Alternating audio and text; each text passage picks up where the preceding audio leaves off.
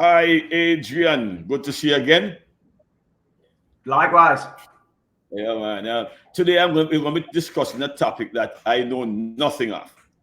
Right? It's the first time hearing about this topic, and this is about psychological hardness. Explain to me what that is from your purview, from your perspective as a psychologist. What is Sure. psychological hardness? Okay. So basically, psychological hardiness indicate, or your level of hardiness indicates the degree to which you are committed to your goals. You view change as a fantastic opportunity and not as a threat, and the degree to Mhm. which you believe you're in control. It's a personality style, which means that people can vary from low to high. And it also means we can Mhm. change our level. You can think of it Okay. as similar to the word resilience, if you like. And Mhm. the best way Mhm. I can explain it to you in simple words is you can think of it like a backbone of a fish. A backbone of a fish gives a fish mental strength, physical strength. Without the backbone, a fish is little more than jelly with skin around it. So, right, as I Mhm. say, a backbone gives a fish physical strength, and hardiness gives humans mental strength. Now, hardiness is made up of three parts, and they all conveniently start with the letter C: challenge, commitment, and control. In terms of challenge, it's all about when you are offered the opportunity to change, do you hide away from that, or do you actually embrace it and see it as a fantastic opportunity? In terms of Mhm. commitment, it's fairly simple. It's how committed are you to your goals? And then finally, in terms of control, it's about how much control you believe you have in the situation. Hardy individuals do all that very well. Non hardy individuals see life as boring, meaningless, threatening, and they hide away from change. They want everything to be the same, the same, the same. So, just to recap, there are three parts to hardiness: challenge, commitment, and control. And it's all about the degree to which you view change as a fantastic opportunity, how committed you are to your goals, and how much control you believe you have. Great. I love the juxtaposing of hardness to resilience, because resilience to me is one of the main things, the important things with players. So how do you think, how is important is how important is hardness to footballers or for Well, footballers? massively so. And I'm so pleased Mm. that of all the topics we're doing, we're actually doing hardiness. Um, Let me give you an example. There's a team, I won't say which one, in India, which is considered one of the best teams in India year after year, but many people consider them chokers. They get to the final or the semi final, and then they just never make it to the top. After a 2021 tournament, the coach was interviewed by the media, and he was saying the boys felt tired, they felt fatigued, they had no legs, and they had no mental strength. But what was probably a more accurate way of looking at it was that the boys simply didn't have enough hardiness. One of the really cool things about hardiness is that if you are high in it, then not only do you handle situations well, but you actually gain from difficult situations where others fall apart. So, hardiness is something that every footballer should have and every footballer should learn more about. Great. So let's just move on then, right? So how does hardiness, right, help footballers? Okay, it helps in many ways. For instance, Hmm. the first one might be that hardy footballers will not see a situation as threatening as non-hardy individuals. So, for instance, just imagine that you score an own goal. Well, if you're Hmm. hardy, you're going to bounce back, and if anything, you might even play better for the next 20 minutes because of that event, because you're hardy. Whereas a non-hardy individual is more likely to fall apart.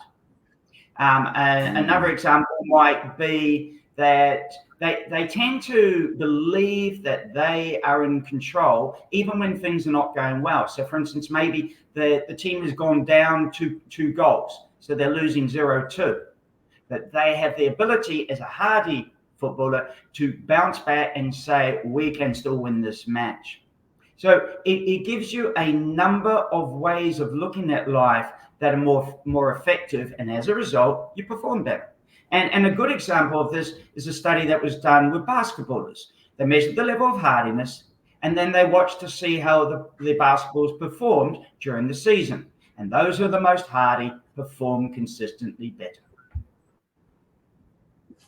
That's great. So it comes down to emotions then, on the player's emotions, right? If say for instance, if a player their emotions get the better of them on the field, you can't say non-hardy. Great question.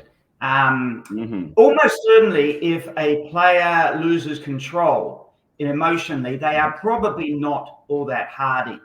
We know from studies with all sorts of athletes that hardy athletes tend to be more conscientious, emotionally stable, and more extroverted. Also a study that was done with swimmers found that the hardier the swimmer, the less they experience anger, confusion, depression, fatigue, and tension. So hardy individuals and hardy athletes are just set up psychologically in a way that they can handle situations, and therefore they're less likely to fall apart. Okay, great. So I like to see I'm getting used to this hardiness right now because it still fits into everything that I think about as a coach. But does this affect the players off the field too? Absolutely. It is universal. And so much of sport is determined off the field that it's very important that this is actually the case. I mean, I'll give you a few examples. In terms of physically, you're better off if you're hardy. Your cholesterol levels will be better. Your body fat levels will be better. In terms of education, many studies show that if a student is hardy, they're likely to have better grade point averages. Things like alcohol abuse and drug abuse. The harder you are, the less likely you are to abuse alcohol and drugs. In fact, what you could do, and what I'd say to the viewers, is go to Google and type in something like famous footballer gambling problems. And you may find that there's actually more footballers who have got with gambling problems than you realize. But what we know from a study with university students is that the hardier the student, the less likely they are to be addicted to the internet, and they're less likely to spend lavish amounts of money unnecessarily.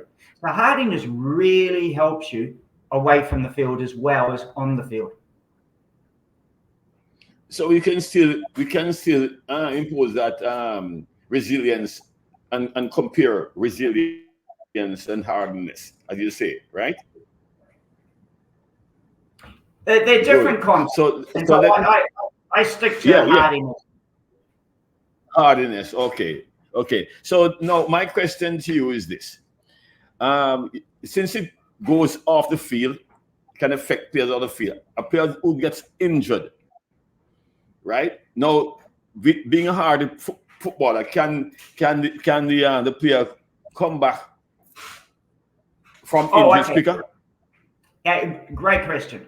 I'm sure you know better than me and names of many players who've got injured and come back too early and cause themselves no end of grief. I mean, let's take Kevin De Bruyne, classic example.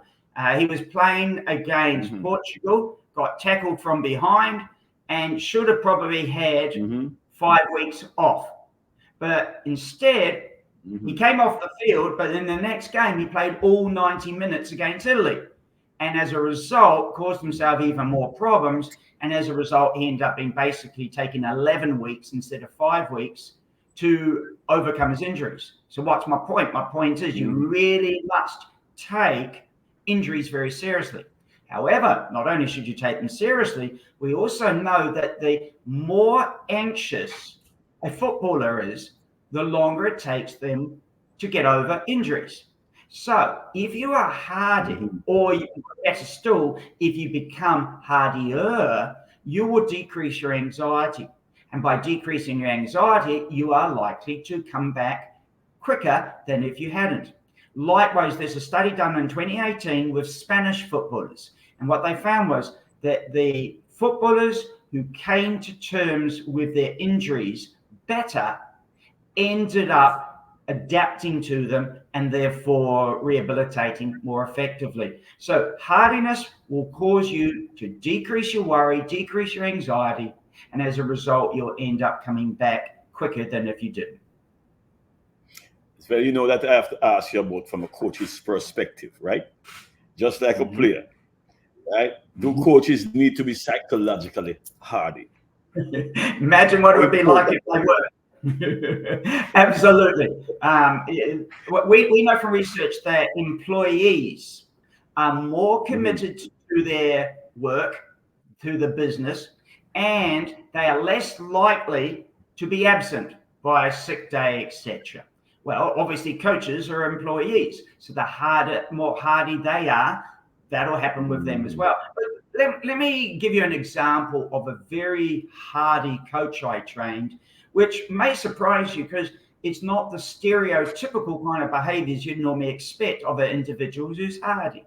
So I was training a head coach, and he says to me, I don't think cigarette smoking is all that much of a problem. And I couldn't believe what he was saying. So I showed him on my computer quite a few studies of how smoking cigarettes causes you to live not as long, have worse health, and that there's 36 chemicals in the typical cigarette that causes cancer. Now, as soon as he did that, there were no arguments, there were no denials, and there was no resistance. He pulled out his phone, he took photos of quite a few of the studies, and then he immediately, before we carried on training, he then sent it to his whole squad. And the reason he did it was because some of the boys in the squad were actually smokers. You know, the good thing about being hardy is it'll help you in ways you sometimes would never realize. Going back to that coach, he also had no problems admitting that he was training with me, learning from me, and doing psychology. You know, what you'll find is if you imagine that you have a coach who's the opposite, that they do not have a history of success. So their confidence levels are fairly low, and not surprisingly, their hardiness levels are going to be low. Well, they're the ones who are going to fairly quickly start denying and resisting, saying that my material is no good or a sports psychologist material is no good. And then they'll eventually not want to even do any training with the sports psychologist. And what does that mean? It means, well, if the coach is no longer learning, the players miss out. The staff miss out because they can't interact at such a professional level with the coach, because the coach doesn't know a whole lot of things. So hardiness opens doors, and hardiness is not always the stereotypical tough physical man or woman. It helps you relax, open your mind to possibilities of doing things differently, and everybody gains as a result. All right. So give me a quick answer for this question. How can a hardy footballer maintain their high level of hardiness? Oh, okay. So if you've got a footballer who's really at the top level and they're hardy, well, hardiness is actually one of the two components of mental toughness, the other part being confidence. So let me steal from the mental toughness research. And from the mental toughness research, we know that there's three things that you should maintain and focus on the most if you're at that elite level. And they are all conveniently understood by the acronym SAN, S-A-N, which stands for Support Network, Advanced Psychological Skills, and Motivation to Succeed. In terms of support network, make sure that you have a great support network both at your sport, football, and away from sport. In terms of advanced psychological skills, well, obviously you've got to have the basic ones like diaphragmatic breathing, progressive muscle relaxation, meditation, but then you also want to have more advanced skills like thriving habit, etc., which thankfully they all only take about 5 minutes. And then finally, you have to have this huge motivation to succeed. And that can be trained a little, but it's really got to come from the player themselves. That sounds great. I had a deep question to ask, but I'm not sure if we have much time. But let's go for it and see what happens. Okay. You know, a quick question. I'm involved with a 15-year-old under 15 girls team, but they're in a certain comfort zone right now because there's no other players to what should I say now to get them to oppose them, for the want of a better word. Okay. How could I influence them to compete at an international level? Oh, great question. Okay. Okay. Well, the first thing is, obviously, as a non-sports psychologist, you are limited in how much you have learned away, in your own free time, etc. But most coaches are not sports psychologists, obviously. And so there's things that I can do that maybe you can't do. But let me give you quite an extensive, quite a useful thing that you could do without being a sports psychologist. So what I'd say is buy a lot of paper clips, a box for each one of the players. Get them to agree on a time tomorrow that they're going to do an exercise for 4 hours. Once you've worked out what the time is, so say you're going to do it at 10 o'clock starting, get them at 10 o'clock to set an alarm for 2 o'clock in the afternoon, 4 hours later. Then in that 4-hour period, anytime that they have a negative thought, get them to put firstly, they have to put the paper clips in a pocket. And then anytime they have a negative thought, put their hand into the pocket, pull out a paper clip and put it in another pocket. At the end of the 4 hours, they then count up the number of paper clips that have gone from the first pocket to the second pocket. Then divide that by 4, and that will give them the number of negative thoughts they're having per hour. Then the next day, you can talk about how many paper clips they have, although they may not want to tell you. They may want to keep that private and personal. But more importantly, talk about how anytime you have a negative thought, that causes negative behaviors. Now, well, obviously, as a coach, you probably don't have a lot of psychological research to prove that. But what you can do is talk about your own life experiences and what you've seen with other people. Then what you can do is talk about self-destructive thoughts and how all the players should get rid of them. A self-destructive thought can be something like, nothing ever works out for me. Everybody thinks too much of me. Too many people want too much from me. Those sorts of things. And you need to remove them from your life because they only cause your behaviors to become less effective. Once you've played around with that for a few days, talking about it and getting the players to actively stop saying those things, you can then retest them with the paperclip technique.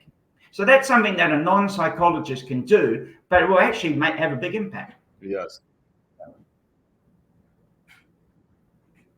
And it's something that is important, and I will look into that. Well, this has come to the end of our series. We started out with how to increase concentration. Then we went on to how to increase confidence. I think hardiness tops it off. I think it from confidence, the concentration, the hardiness, or from flip it around to concentration, right, to confidence, then to hardiness. Explains it all for me in a nutshell. Looking forward to maybe getting another series going for another area. Right? But it was great talking to you, Adrian, and I hope we can do this in the near future. Let me just to finish on a high, if you like. One of the things that hardy people do is they turn negative situations into positive situations. So let's finish with a non-football example. UFC fighter Andre Lima. He was bit in a fight. And instead of allowing that to affect him negatively, in the future, he got a tattoo of the bite marks. Now, I'm not saying that you need to go out there and get a tattoo, right? But what he was doing was turning a negative into a positive. AA. Thanks very much, buddy. Great, man. All right. Thanks much, man. Talk to you again soon. Go.